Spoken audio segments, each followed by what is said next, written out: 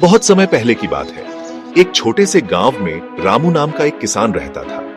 रामू गरीब जरूर था, लेकिन मेहनती और ईमानदार था। उसके पास जमीन तो ज्यादा नहीं थी, लेकिन एक सच्चा साथी जरूर था, उसका बैल नंदू। नंदू कोई साधारण बैल नहीं था। वह न सिर्फ रामू की खेती में मदद करता था, बल्कि उसकी हर बात समझता भी था। रामू और नंदू के बीच का रिश्ता बहुत गहरा था, जैसे दो सच्चे दोस्त। हर सुबह रामू नंदू को प्यार से सहलाता, उसे ताजा चारा देता और फिर खेतों की ओर निकल पड़ता। दोनों मिलकर खेत जोतते, फसल बोते और मेहनत करते। एक साल गांव में भारी सूखा पड़ा।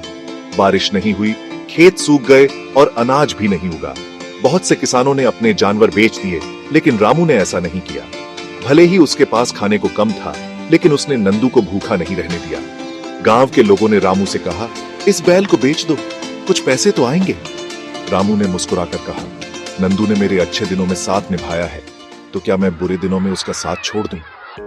दिन बीतते गए। एक दिन राजा अपने सिपाहियों के साथ उस गांव से गुजरा। उसने देखा कि एक किसान अपने बैल के साथ खेत में कड़ी मेहनत कर रहा है, जबकि बाकी खेत खाली पड़े हैं।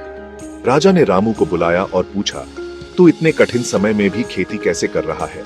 रामू ने सिर झुकाकर कहा, महाराज, ये सब नंदू की वजह से है। अगर ये मेरा साथ न देता तो मैं भी हार मान जाता। राजा नंदू से बहुत प्रभावित हुआ।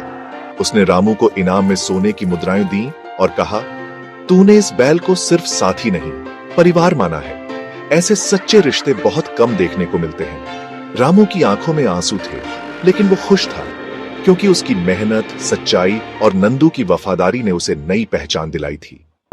सच्चे साथी की कद्र करो। कठिन समय में साथ निभाने वाले ही असली अपने होते हैं, और मेहनत का फल कभी न कभी जरूर मिलता है।